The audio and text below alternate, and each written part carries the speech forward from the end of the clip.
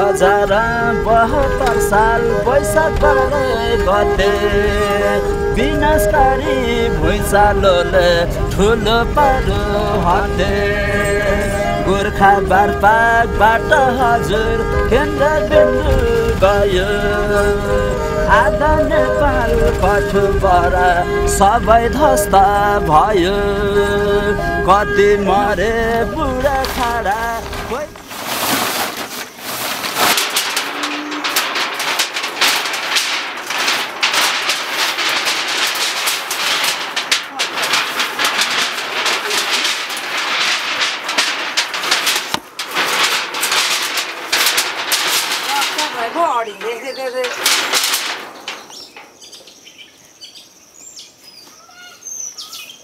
वैशाख 12 गतेको भूकम्पले धादिङ नलाङ्की सीता भट्टको खुसी खोसिदियो। कस्तो बाहिर हावाहुरी चलेको जस्तो महसुस भयो। उठेँ अनि झ्यालबाट यसो हेरेको हावाहुरी नै चलेको हो कि जस्तो महसुस भयो। हेर्दै जाँदा सबै बाहिर निस्केको देखेपछि म पनि बाबु च्यापेर बाहिर निस्केँ। अनि अलि पर गएपछि फोन गर्न थालेँ। फोन लाग्दै लागेन। भोलिपल्ट बिहान 4 बजी रातभरि छटफटेँ के भयो होला कसो भयो होला भन्ने भयो। जान पनि सकिनँ। बाबुलाई रातभरि साथमा लिएर रुँदै त्यो रात बिताएँ। अनि भोलिपल्ट बिहान 4 बजे भान्दाले काठमाडौँबाट फोन गर्नुभयो। अनि त्यसपछि त्यो घर भत्किएको छ नानी त्यहीँ पर्नुभयो भनेर भन्नुभयो। जस्ट अनि म त्यहीँ अब के भयो मलाई थाहा छैन।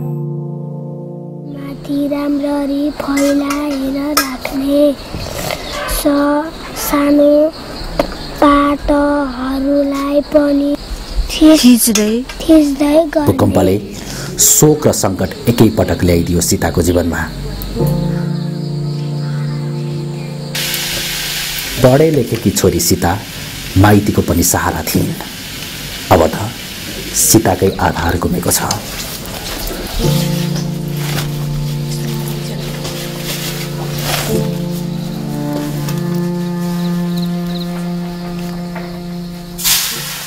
आठ वर्षको छोरा छन् अभिनव। बाबु आमाको लाड प्यारमा हुर्किँदै गरेका। उनलाई बाबुको अभाव हुन नदिई सक्षम बनाउने अभिभार एक्लै सीताको काँधमा छ। अस्थायी जागिर खाएर बालक छोरो कसरी हुर्काउने, स्तरीय शिक्षा कसरी दिने, यो चिन्ताले उनलाई सताइरहन्छ। पति वियोगपछि खुट्टा कमाउन पाएकी छैनन् सीताले। बालक छोराको भविष्य सामुन्नेमा छ। बलियो गरी खुट्टा टेक्न पनि सकेकी छैनन्। उनलाई आफ्नो अभिभार पूरा गर्न सहायता चाहिएको छ। सबै भगवानले चुनेर लानुभयो। सारा सपनाहरू चकनाचुर सिसा फुटे चाहिँ सबै सपनाहरू फुटेर गयो। तै पनि अब सँगै जान सकिँदो रहेनछ। बाँच्नै पर्ने।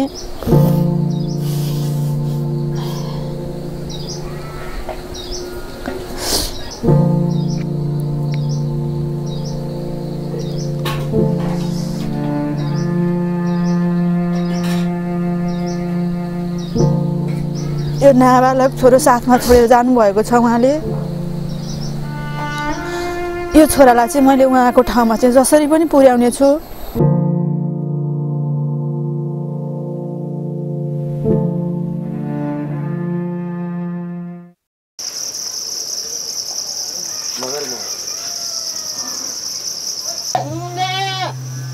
विनाशकारी भूकम्पले छेद विच्छेद धादिङमा सीताको जस्तै धेरैको खुसी खोसियो। 733 जनाले ज्यान गुमाउँदा तिनका परिवार शोकमा छन्। करिब 1200 जना घाइते शरीरलाई तङ्ग्राउन तल्लिन्छन्, तर राम्रो उपचार छैन। घाइते शरीर बिसाउने गतिलो ठाउँ छैन। भएको भए देउमाया तमाङले भाँचिएको खुट्टामा ब्यान्डेज गर्दै थुप्पल खोलाबाट यसरी बालिया उठाउन पर्ने नै थिएन। हिँड्दा सुनिन्छ यो अङ्कल फुस्केको, यो फुस्केको, यो यहाँ आइपुगेको, फेरि टेक्दा यो मर्दी गएको यस्तो गएको। अनि यहाँ गट्टी भाँचेको। स्कुल जानुपर्ने उमेरको छोरालाई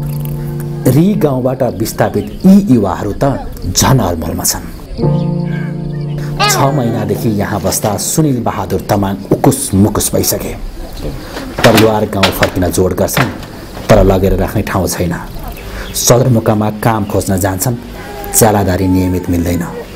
जसो तसो आफ्नै गाउँमा टहरा हालौँ जस्तो लाग्छ, तर भूकम्पले धुस्न बनाएको जमिन बस्न लायक छैन।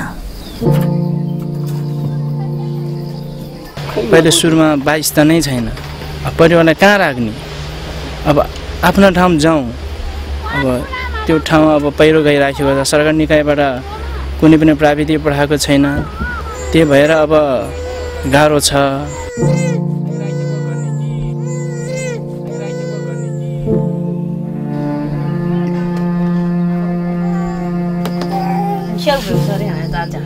एकदमै गाह्रो गरी नै बसिरहेछौँ सर। यो जुन चर्बीहरू पनि पुग्दो छैन, त्यसै गरी खानेपानीहरू भयो, अनि प्लस अब यो तिरपालको गोठमा एकदमै चिसो त छँदैछ। गर्मीको बेला असाध्यै गर्मी, चिसोको बेला पनि एकदमै चिसो सर।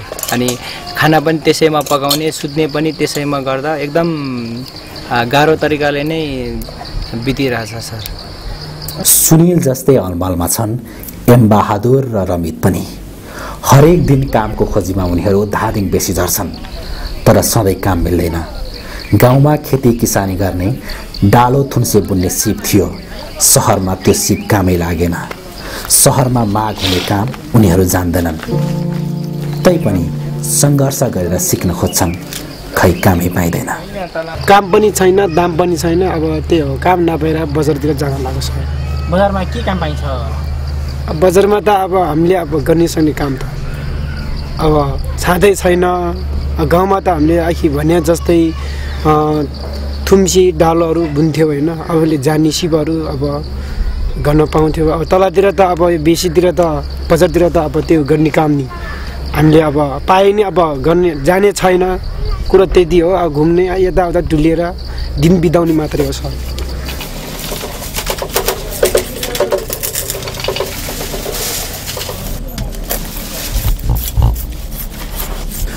बस्ती छोड्नु परे पनि आफ्नो सिप छोडेका छैनन् छेदोर तामाङले। वरपरबाट निगालो ल्याई चोया निकालेर डालो थुन्से बुनिरहेका छन्।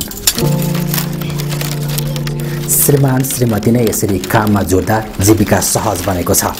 तर आफ्नै बारीको निगालो काटेर डोको बुन्दै आएका तामाङ दम्पतिलाई किनेको निगालोले काम गर्न महँगो परेको छ। यो एउटा 50 रुपियाँ तिरेको हजुर, केही फाइदा छैन। यो 3-4 मात्रै एउटा थौजी हुने रहेछ। अब घर बनाउनु पर्ने साधना पुरा भयो, जहाँ बाँध्ने ठाउँ छैन। नाफाघाटा जे भए पनि आफ्नो सिप र श्रमलाई उनीहरूले निरन्तरता दिइरहेका छन्। के गर्ने, जहाँ भने कहाँ जाने कि बालतिर दिन बस्नु पर्यो सबै। वहाँ जाने कहाँ बस्ने बासे छैन। बनाऊ भने यो बुढा मान्छे बनाउनु सक्दैन, पैसा चाहियो, खर्चा चाहियो बनाउने, घर बनाउने। कति उमेर भयो तपाईँको? म त 63 वर्ष 63।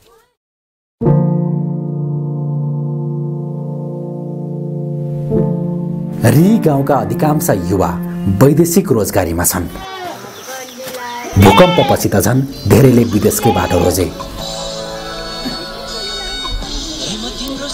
गाउँबाट विदेश जानेको लस्कर निस्किरहेका बेला सहरबाट गाउँतर्फ पाइला बढाएकी थिइन् मन्जु गुम्जाले। त्यो पनि अध्ययन र सिप दुवै हासिल गरेर। विस्थापित भएर बिरानो ठाउँमा बस्नु पर्दा उनलाई चाडबाड पनि नरमाइलो लाग्न थालेको छ। गलबन्ती हजुर, यहाँ एउटा दिदीले सिकाइदिनु भएको थियो, दाइको लागि तिहारको लागि चाहिँ गलबन्ती पुग्ने। दसैँ नरमाइलोमा बिताएकी मधुले तिहारमा आफ्ना दौतरी सम्झिरहेकी छिन्। भूकम्पले उनका आत्मीय साथीहरू लाखापाखा भए। उनले धेरै थोक गुमाइन्। गरिरहेको काम, बसिरहेको घर, गाउँका प्रियजनहरू अब सरकारले अब गाउँतिर बस्न मिल्ने अब बाटोहरू मिलाइदिनु भयो भने गाउँमै फर्केर फेरि पहिलाकै अब ऋण लिएर भए पनि अब गर्नु पर्यो। पहिला चाहिँ ठाउँ चाहिँ बस्न सक्ने हुनु पर्यो। अब फेरि अब यो वर्ष घर बनाएर अर्को वर्ष फेरि अब बाढी पहिरो लग्यो भने अब त्यस्तो समस्या छ। अनि सधैँ रेडियो बजाउँदै काम गर्नुहुँदो छ, केही खुस खबर केही आउँछ कि भनेर? हजुर, सरकारबाट अब टोलीहरू पठाउँछु भन्नुभएको, अब गाउँतिर केही छैन रे पठाउनु भएको छैन भन्नुभएको, त्यस्तो न्युजहरू। सीमा नाकामा भइरहेको अवरोध खोल्न भारतलाई सरकारको औपचारिक आग्रह। हिजोदेखि नाका खुकुलो हुने भने पनि कडाई उस्तै। 6 महिनामा जम्मा 1 जना भूकम्प पीडितलाई मात्रै ऋण। पुनर्निर्माण प्राधिकरणमा पुरानै नियुक्ति कायम गर्न कांग्रेसको माग। नमस्कार, म मनोज पाण्डे। आजको कार्यक्रमले साँच्चै पीडाबोध गराए मलाई। जनता यस्तो पीडामा छन्, त्यसमाथि थप नाकाबन्दीको मार खेप्नु परेको छ। अझ पुनर्निर्माण प्राधिकरणमा राजनीतिक दलहरूको खिचातानी हेर्दा त झनै मन रोएर आउँछ। जब अश्रुधारा बगाइरहेकी सीता र उनको छोरा, सपना उजाडिएकी सपना, बिचरा देउमाया, कर्मठी बुढाबा, निराश युवाहरू देख्छु, साँच्चै मनभित्र पीडा भएर आउँछ, साँच्चै मन रोन्छ। जे होस्, मेरा सबै आदरणीय दर्शक महानुभावहरूलाई दीपावली तथा छठको शुभकामना।